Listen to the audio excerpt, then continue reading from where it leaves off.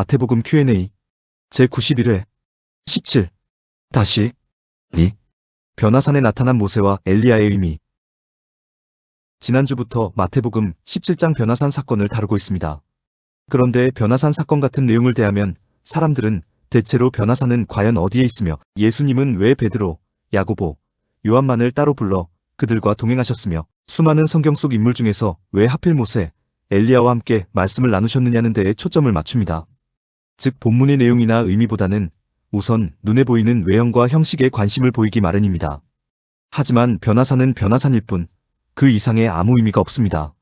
사람들은 예수님의 이적이 일어난 곳이라고 하여 성지로 여길지 모르나 변화산은 그저 변화산일 뿐입니다. 세상 모든 장소는 하나님께서 창조하신 장소이기에 성지가 아닌 곳이 없습니다. 변화산이라고 해서 특별한 대우를 받을 이유가 전혀 없습니다. 베드로와 야고보와 요한 세 사람만을 데리고 변화산에 가신 것도 특별한 의미가 없습니다. 그냥 데리고 가신 것입니다. 아무 자격, 아무 조건을 따지지 않고 그냥 데리고 가신 것입니다. 어쩌면 12제자 중 그 시간에 이 세 사람이 특별한 일 없이 가장 빈둥거리고 있었기에 데리고 갔었을 수도 있습니다. 제발 성경 속 인물 속에서 위인의 어떤 특별한 면모가 없는지 찾아보는 수고를 하지 않으시길 간절히 부탁드립니다. 베드로, 야고보, 요한이 아무 특별한 이유 없이 예수님과 동행하셨듯이 모세와 엘리야도 마찬가지입니다. 대부분의 사람은 모세와 엘리야를 구약 성경의 가장 대표적인 인물이라고 생각합니다. 율법의 대표자가 모세이고 선지자의 대표자가 엘리야라고 생각합니다. 그런데 이것은 사람들의 생각일 뿐입니다.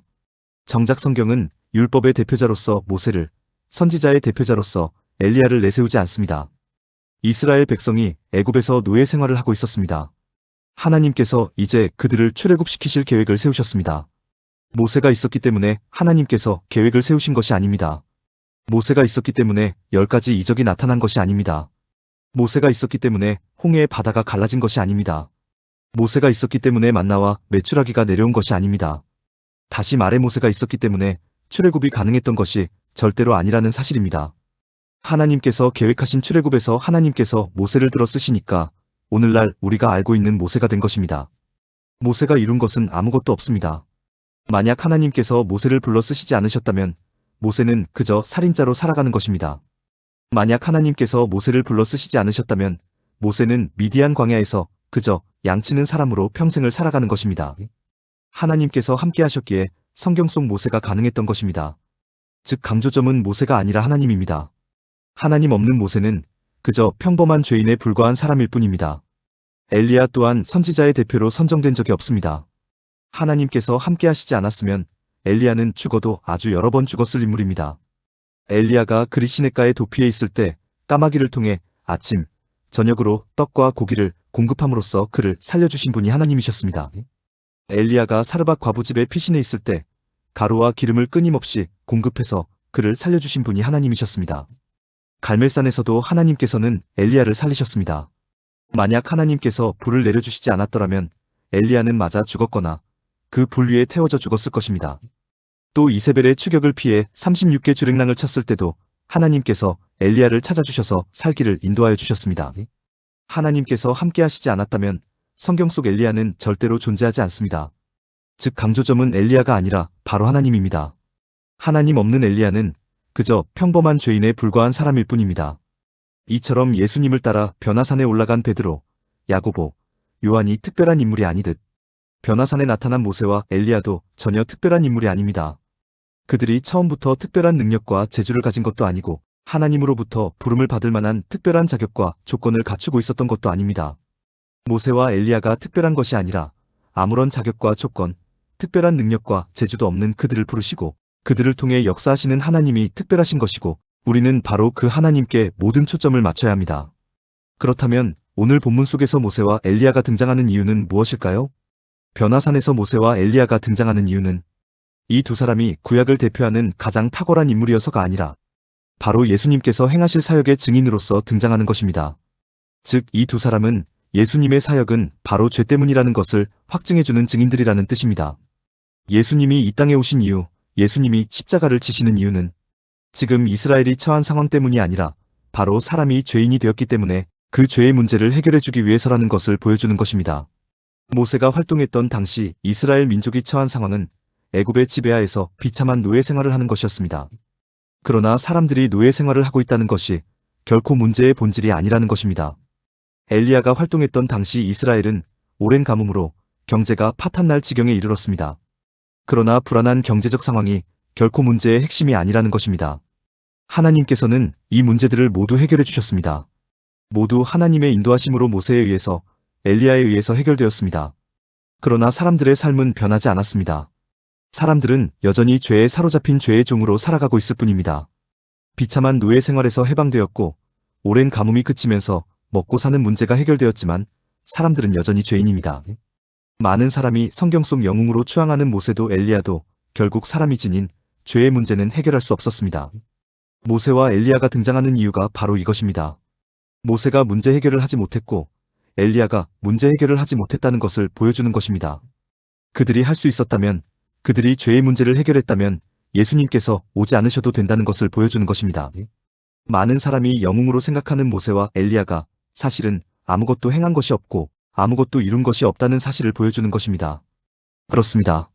모세와 엘리야는 예수님의 본질과 예수님 사역의 의미를 제자들로 하여금, 나아가 모든 사람들로 하여금 깨닫도록 하기 위해 증인으로 나선 인물일 뿐입니다. 그런데 예수님과 모세, 엘리야는 과연 어떤 이야기를 나누었을까요? 마태복음에는 대화 내용이 기록되어 있지 않지만 누가복음 9장 30절로 31절에는 세 분이 나누었던 대화가 어떤 대화였는지 유추해 볼 수 있는 기록이 있습니다. 그 기록은 문득 두 사람이 예수와 함께 말하니 이는 모세와 엘리야라. 영광 중에 나타나서 장차 예수께서 예루살렘에서 별세하실 것을 말할세라는 기록입니다. 예수님과 모세, 엘리야는 예수님의 죽음에 관해 이야기를 나누고 있는 것입니다. 사람이 범죄한 이후 사람의 죄 문제를 해결하기 위해서 하나님께서 일해 오셨고 지금 바로 그 죄 문제의 궁극적인 해결을 위해서 예수님께서 이 땅에 오셨다는 것을 보여주는 것입니다.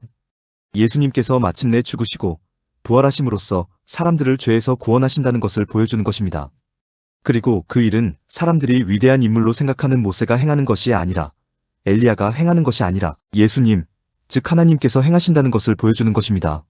모세와 엘리야를 통해서는 사람의 한계를 드러내주는 것이고 사람의 문제를 사람 스스로가 결코 해결할 수 없기에 예수님께서 오실 수밖에 없다는 것을 밝혀주는 것입니다. 굳이 따지자면 이 변화산 사건에서 모세와 엘리야는 영화 속 등장인물로 비유할 때 조연에 불과한 존재일 뿐입니다. 그런데 예수님이 변하시고 모세, 엘리야와 더불어 이야기를 나누시는 장면을 본 베드로의 반응이 아주 재미있습니다. 그 반응이 마태복음 17장 4절, 베드로가 예수께 여쭈어 이르되 주여 우리가 여기 있는 것이 좋사오니 만일 주께서 원하시면 내가 여기서 초막셋을 짓되 하나는 주님을 위하여 하나는 모세를 위하여 하나는 엘리야를 위하여 하리이다라는 반응입니다. 그런데 베드로가 예수님을 부르는 호칭이 아주 재미있습니다. 마태복음에서는 주여라고 부른 것으로 되어 있으나 마가복음에서는 베드로가 예수님을 랍비여라고 부르고 있습니다. 마가복음 9장 5절, 베드로가 예수께 고하되 랍비여 우리가 여기 있는 것이 좋사오니 우리가 초막셋을 짓되 하나는 주를 위하여 하나는 모세를 위하여 하나는 엘리야를 위하여 하사이다라고 기록하고 있습니다. 랍비의 원어 의미는 나의 큰 자라는 뜻으로 주로 스승을 일컬을 때 사용되는 말입니다. 주는 그리스도시니이다. 주는 살아계신 하나님의 아들이시니이다라고 고백했던 베드로가 그새 호칭을 바꾸어 랍비여 즉 선생님이라고 예수님을 부르고 있는 것입니다. 왜 갑자기 베드로가 이처럼 호칭을 낮추어 불렀을까요? 그 이유는 아주 간단합니다. 지금 베드로는 모세와 엘리야의 눈치를 보고 있는 것입니다. 여쭈어 보겠습니다. 베드로의 입장에서 예수님이 더 신기할까요? 아니면 모세와 엘리야가 더 신기할까요? 당연히 모세와 엘리야가 더 신기합니다. 물론 예수님께서 변화된 것도 신비한 일입니다. 그러나 율법의 대표자라는 모세와 선지자의 대표자라는 엘리야가 지금 자신의 눈앞에 있는 것에 비하면 아무것도 아닙니다. 예수님은 같이 먹고 같이 자며 늘 함께하는 분이십니다. 그런데 말로만 듣던 전설로만 여겨졌던 위대한 이스라엘의 영웅 모세와 엘리야가 눈앞에 나타났습니다. 당연히 예수님은 뒷전으로 밀려나게 되어 있습니다. 모세와 엘리야 앞에서 예수님을 주님이라고 부르는 것이 왠지 불경스러운 것 같고 모세와 엘리야에 대한 예의가 아니라고 생각하는 것입니다. 그래서 예수님을 랍비여라고 부르는 것입니다. 베드로가 여전히 예수님의 본질에 대해서 전혀 인식하지 못하고 있다는 증거입니다. 주인공 되시는 예수님은 못 알아보고 조연에 불과한 모세와 엘리야에게 더 큰 관심을 보이는 것입니다. 그리고 계속해서 한다는 이야기가 우리가 여기 있는 것이 좋사오니 만일 주께서 원하시면 내가 여기서 초막셋을 짓되 하나는 주님을 위하여 하나는 모세를 위하여 하나는 엘리야를 위하여 하리이다입니다. 여기서 초막셋을 짓겠다는 것이 무슨 의미일까요? 위대한 이스라엘의 영웅들을 만난 기념으로 이것을 기억할 만한 장소를 건설하겠다는 것입니다. 위대한 성경 속 영웅들을 만난 기념으로 그들의 명예를 보존할 만한 누각이나 기념비 같은 것을 세우겠다는 제안입니다. 말로는 세 분을 위해서라고 하고 있지만 실제로는 모세와 엘리야를 위한 것입니다. 왜냐하면 지금까지 베드로는 단 한 번도 예수님을 위해서 무엇을 짓겠다고 말한 적이 없기 때문입니다. 예수님께서 귀신을 내쫓고 병든 자를 고쳐주고 오병이어를 행하고 바다 위를 걸으실 때도 아무런 제안을 하지 않았던 베드로가 모세와 엘리야를 보고서 갑자기 초막을 짓겠다고 제안하는 것입니다. 예수님보다 성경 속 영웅들이 더 베드로의 마음을 사로잡고 있다는 뜻이고 베드로가 여전히 예수님의 본질에 대해서 전혀 인식하지 못하고 있다는 증거입니다. 주인공 되시는 예수님은 못 알아보고 조연에 불과한 모세와 엘리야에게 더 큰 관심을 보이는 것입니다. 그런데 베드로가 초막셋을 짓겠다고 제안한 근본적인 이유는 무엇일까요? 이것은 죄인의 인식체계에서 나온 당연한 반응입니다. 대부분의 사람이 가지고 있는 사고방식이고 행동양식이라는 뜻입니다. 자신이 훌륭한 인물들을 본받아 더욱 훌륭한 덕망과 인격을 갖춘 사람이 되겠다는 각오의 표시이고 또 그들의 유업이 유지, 발전, 계승될 수 있도록 돕겠다는 것입니다. 자신이 도울 수 있고 자신이 협력할 수 있고 자신이 무엇인가를 할 수 있다고 생각하는 것입니다. 물론 속마음에는 그렇게 행함으로써 자신이 얻을 수 있는 보상이나 상급도 당연히 계산하고 있을 것입니다. 그렇습니다. 초막셋을 짓겠다는 베드로의 제안은 지극히 죄적 인식체계에서 나온 죄적 반응입니다. 정리하겠습니다. 사람이 살아가면서 주목해야 하는 것이 정말로 많습니다. 그리고 사람이 무엇을 주목하며 살아가느냐에 따라 인생의 방향도 완전히 바뀝니다. 예를 들어 권력을 주목하는 사람과 정의를 주목하는 사람의 삶의 방향은 정반대의 모습을 보일 수밖에 없습니다. 오늘 베드로는 언제나 함께하는 하나님이신 예수 그리스도를 옆에 두고 모세와 엘리야를 주목했습니다. 본질을 외면한 채 주변에만 관심을 두었습니다. 우리도 혹시 그와 같은 삶을 살고 있지는 않은지 돌아보는 하루가 되었으면 좋겠습니다. 그리고 우리의 남은 삶 가운데 우리가 가장 주목해야 하는 것이 무엇일지 생각해보는 하루가 되었으면 좋겠습니다. 공감이 되었다면 구독과 좋아요, 알림 설정 부탁드립니다. 하나님의 말씀을 바르게 전하는데 큰 도움이 될 것입니다. 평등하고 공정하며 정의롭고 행복한 세상을 이루는데 큰 도움이 될 것입니다.